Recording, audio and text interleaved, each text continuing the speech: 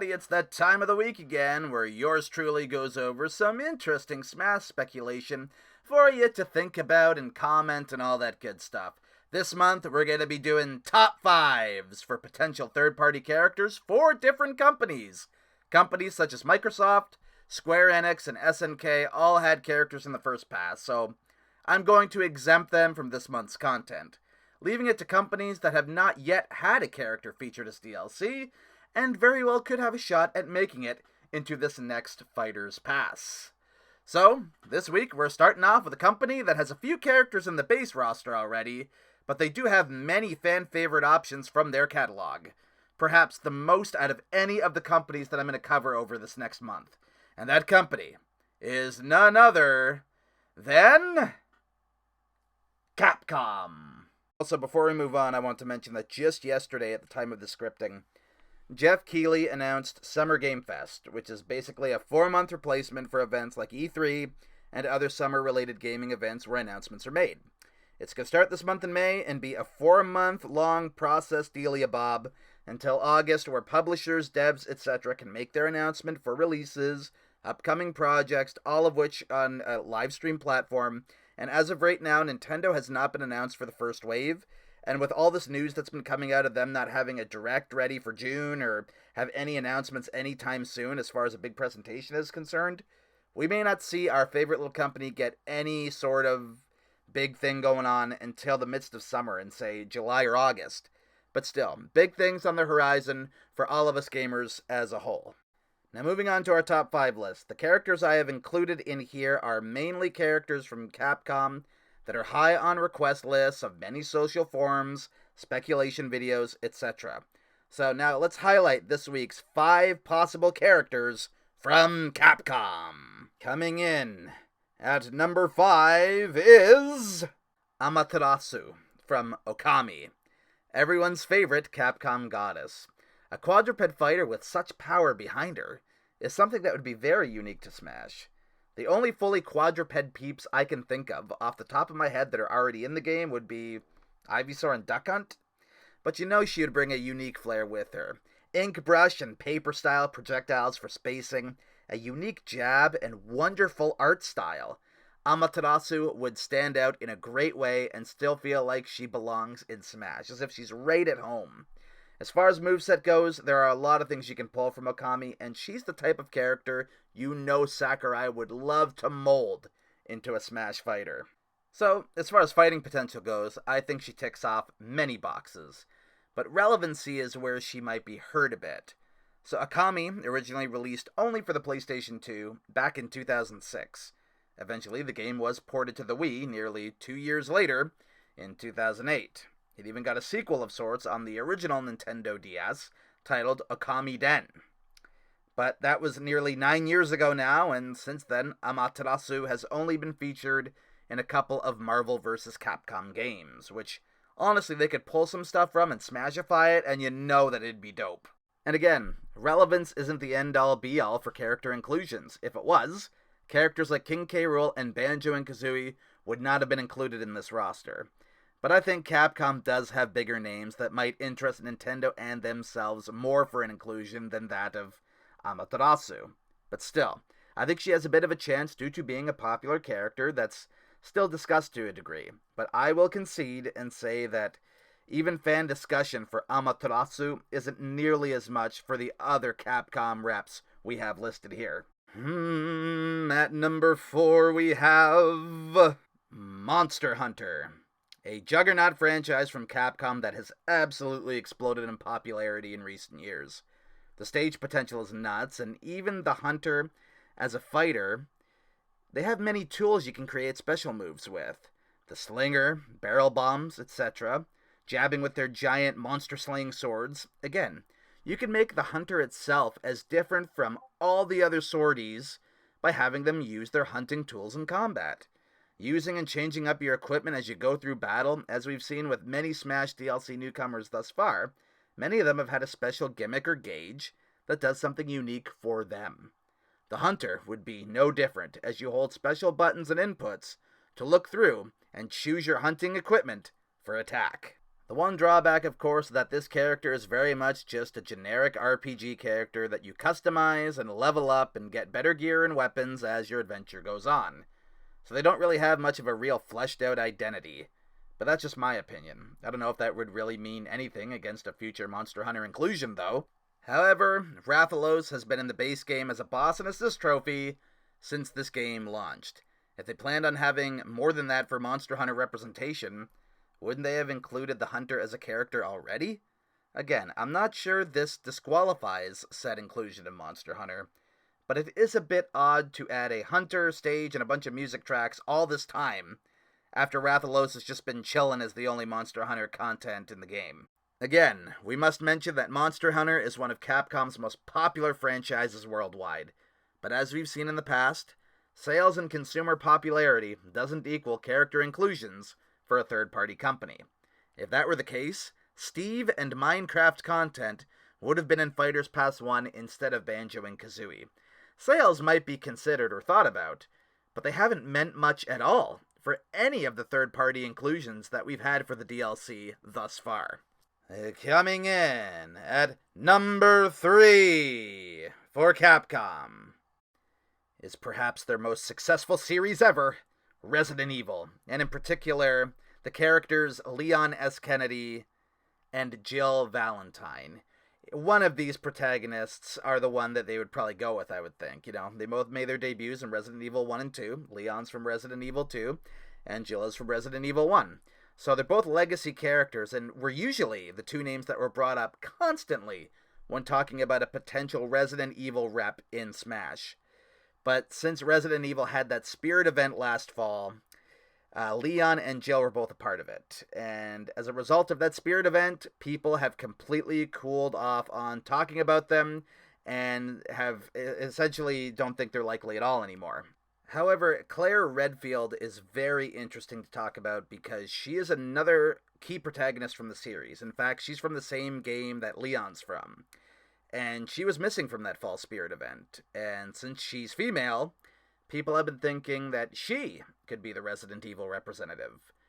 But there was a lot more talk about Leon and Jill being included to represent the series before the Spirit event. But since that Spirit event, Claire has been brought up here and there, all because she isn't a spirit. But what we don't know is if spirits truly disconfirm characters. I would say that was the case with the first Fighters Pass, but I think all bets are off for this one. I mean, it was odd that Claire was completely absent from that Spirit event, but does that mean she was kept out of it so she could be included in Smash? I really can't see it over Leon and Jill personally. If Resident Evil even gets any representation. It is survival horror after all, and much like the first-person shooters, it's a genre that is not represented at all in Smash Bros. But, as I said, it could be seen as too graphic, scary, etc. for Ultimate. The maturity of the content could very well be a hit against it, despite the success that the series has had over the last 20 years. Just last year, a remake of Resident Evil 2, you know, that game that featured Leon S. Kennedy and Claire Redfield, the one they both debuted in, well, that remake was released last year and got fantastic reviews throughout the gaming world. So with that success, would Capcom want to include either Leon or Claire? Well, interestingly enough, a remake of Resident Evil 3 released last month, and that's a game where Jill Valentine is one of the main protagonists again. Perhaps Capcom sees Jill as the OG face of Resident Evil. Perhaps they say Leon as such. Or maybe they want to promote Claire to being bigger than what she already is. Who knows who they would want to include in Smash? It is a big question. The concept of a character relying on multiple resources and having to recharge between selectable special moves is quite unique, and you know it'd be a blast in Smash. Imagine all of Snake's equipment, but with Inkling's need to recharge. Meaning you have to watch how many bullets you're using per weapon, save all your heals that you have, all in a special gauge where it displays all of your equipment during the battle. I was thinking if Doomslayer was indeed going to get snubbed, I think Leon S. Kennedy or Jill Valentine would be fantastic choices to be the definitive shooter character included in Smash Bros. And by that, I mean not like a Mii gunner. I mean an actual person using a bang bang boom boom gun, more than just Joker's neutral B. A moveset where the gun is used extensively throughout it. But that remains to be seen. Coming in at number 2 of our Capcom list is Dante from Devil May Cry. Now, since I've talked at length about Dante in 2 separate videos already, that being last week's top regional characters video and my own prediction for Challenger Pack 6 that I did back 2 months ago now, I won't go on all that long about him here. We know there's moveset potential, and his popularity is right up there. In fact, I dare say he could be the most popular Capcom character that's still in the Smash speculation sphere today. And I'd like to mention that Source Gaming did a fantastic job making a moveset for Dante, that if you're a fan of his and interested in listening to it, I'll link it in the description. However, in my opinion, I don't know how you make him completely unique from, say, Joker and Bayonetta, or being a combination of the two of them. I mean, I'm sure Sakurai could find a way, but to me, I'm seeing a combo-heavy dude who fills a gauge, and it gets stronger when you fully fill it, and you get dem buffs as a result. And in comparison to the other characters in this top 5, I find Dante to be the least compelling from a potential moveset perspective. The only thing I will concede with is that he is very popular worldwide, and especially in Japan, and as a result, he'd be a guest character fitting of a second Fighter's Pass. But there is one last character that checks oh so many and almost all of the Smash boxes. And coming in at number 1 for Capcom's potential Smash DLC character / newcomer and all of the above is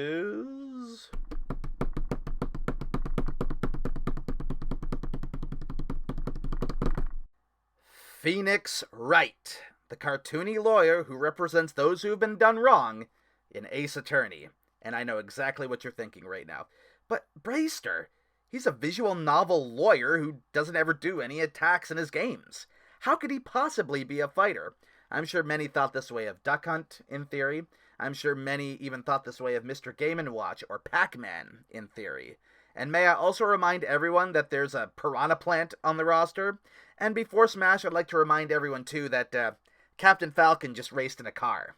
My point being is that Phoenix Wright would be so out there as a fighter that this is the exact archetype of a character that Sakurai loves to realize. It's these wacky characters whose movesets are so out there that drives our wonderful Madman game director. Use your objection as the neutral B, and depending on time and precision, it'll do how much damage or whatever, depending on how you pull it off, and perhaps you could use it to escape getting comboed hard. Summoning Maya to help in battle, and being used in as creative a way as, say, the Wild Gunmen are used in Duck Hunt Special. And you have the makings for quite a creative and off-the-wall fighter. As mentioned, there is a Marvel vs. Capcom moveset already in place for Phoenix Wright that I ripped a few ideas from, and of course they could actually be ripped from by the dev team for Ultimate and be smashified, much like I brought up for Monster Hunter earlier. Also, credit to BrawlFan1 for some of the ideas I used to talk about the Capcom characters in this video. I'll link his channel in the description, but I'm not quite done talking about Phoenix Wright yet.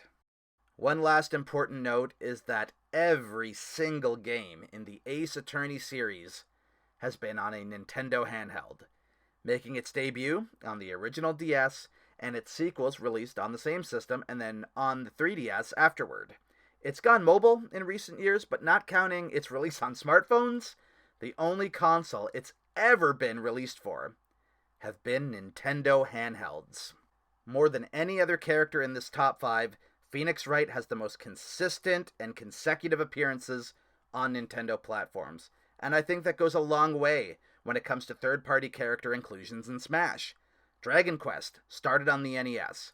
Banjo-Kazooie's as a series is completely fondly remembered for the 2 N64 games, and Fatal Fury was ported to the Super Nintendo in its early lifespan. Ace Attorney was a staple of the DS and 3DS period of Nintendo history. And I think that's why if Capcom does get another character in this next season of DLC, it could very well be this Ace Attorney. So now it's time for a sneak peek at next week. I'm sure you're all wondering which company is next on the radar. Well, next week's top 5 will be Ubisoft characters. So let your imaginations run wild. And I throw the following questions to you guys now. Do you agree with the Capcom candidates in this video? If not, explain who I might have missed, and how their chances rate? And lastly, do you even think Capcom will be featured at all in this second Fighters Pass? Personally, I think they're less likely than some of the other companies I have scheduled for this month, but they remain the most interesting for potential guest characters. Let me know all of your thoughts in the comments below. And now we begin the cheapest of plugs. Yes, ladies and gentlemen, it is indeed that time of the video again. As you can see by the lovely graphic in front of you, there is a list to all of my social media and gaming presences. So please add and follow me on those platforms to stay as up to date as you can with all of my content going forward. And for those of you who are new to the channel and enjoyed what you've seen and heard, please click that lovely little subscribe button, and thank you all so very much for watching.